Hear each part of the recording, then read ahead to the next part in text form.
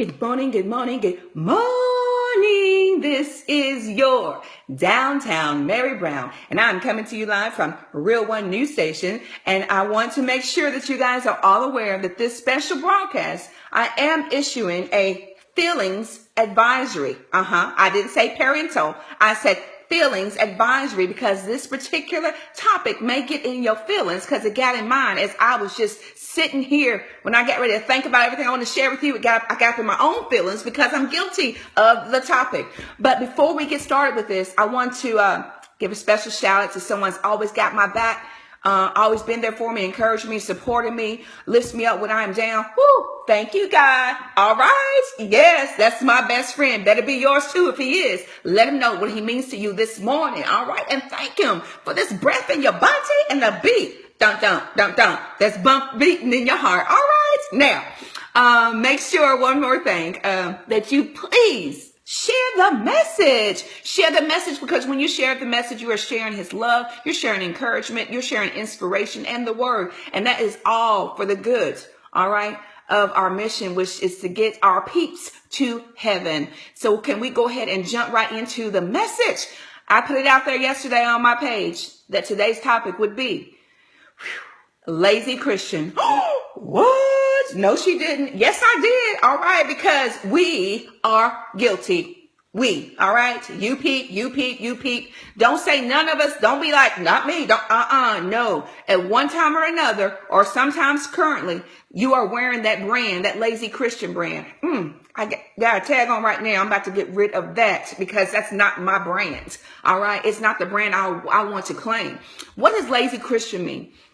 You know, when I was sitting, I was thinking about this, which, by the way, a peep actually, she gave me this and she didn't realize it. When she wanted to share a message last week, I posted about if it doesn't keep you from going to work on Monday, then it sure enough should not keep you from going to church on a Sunday. So she shared that with some peeps of hers. I'm not going to call her out, but she said, you know what, Downtown Mary Brown? Girl, that's a word. And that's surely what inspired me to come up with Lazy Christian. All right. Because we don't need to be motivated by no one to go into his house. All right. Lazy Christian. No, you shouldn't be, because see, motivation enough was when you woke up and got those eyes open and you heard this dun, dun, dun, dun. And you did this. Yes, you could breathe. That's motivation enough to get your butts up into his house. All right. And thank him and praise him. Lazy Christian, go to church. That's the first thing. If you can go to your job, all right, in every weather, feeling all kinds of way, then you can go to church. And I know sometimes there is just some excruciating circumstances that prevent you.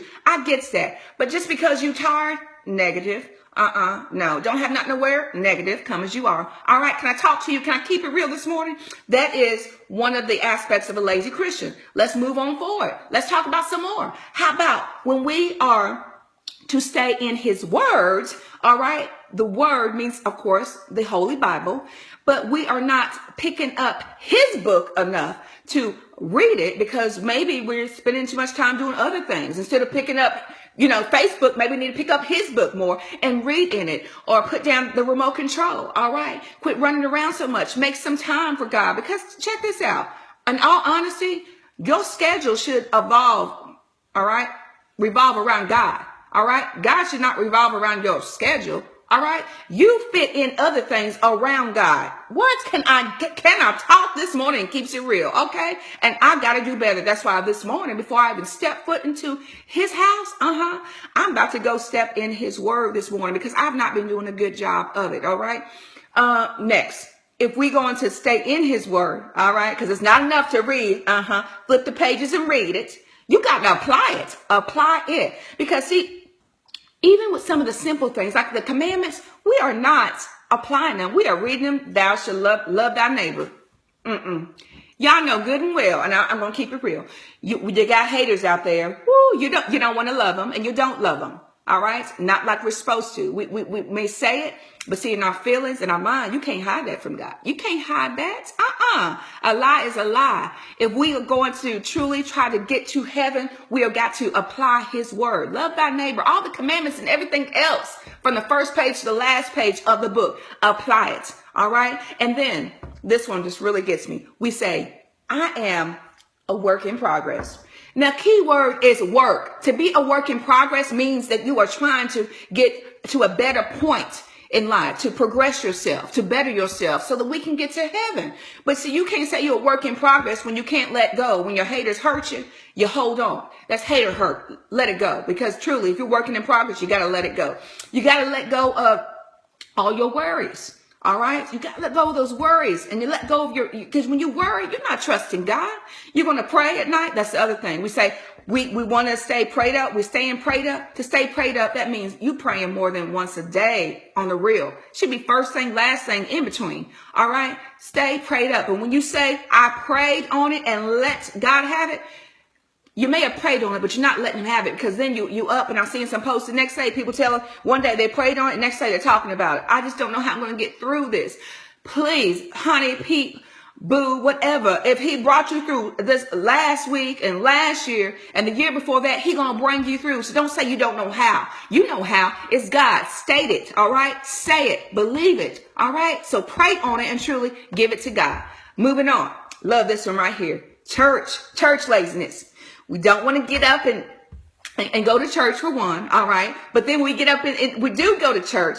You know, we're up in there and the preachers, preaching the word, all right? And he says, can I get a witness? Hands go up flying. Yes, I'm a witness. All right, God did that. I love that, all right? Show, all right, that you are engaged, all right? That you are hearing the word, all right? And you are a witness to it. But see, here's the issue. It's the same piece. If they were to come around and say, I need volunteers to clean the church, I need volunteers to help in this ministry, I need volunteers to be bus drivers, those same, can I get a witness? Those hands drop. I mean, all kinds of hands will just drop off. We have got to help the ministry move forward. We got to help God's mission. We have got to volunteer our time, because remember, we're on borrowed time anyway. This is God's time. All right. Use it wisely. You're only here because of God. You better serve him up in it. All right. Can I just, I got to fan myself and get hot from this word. We'll do that to you. But raise those hands up. Help the mission. All right. Give some time. All right, peeps. So that's Lazy Christian. So we got some work to do. We got to get that brand. We don't want to be wearing that brands. All right. So let's rebrand ourselves if needed. Okay. And when we get lazy, just remember, we got works to do. Okay, peeps. Now, y'all know what to do. Go on out here. Stay blessed. Be a blessing to someone else. Peace.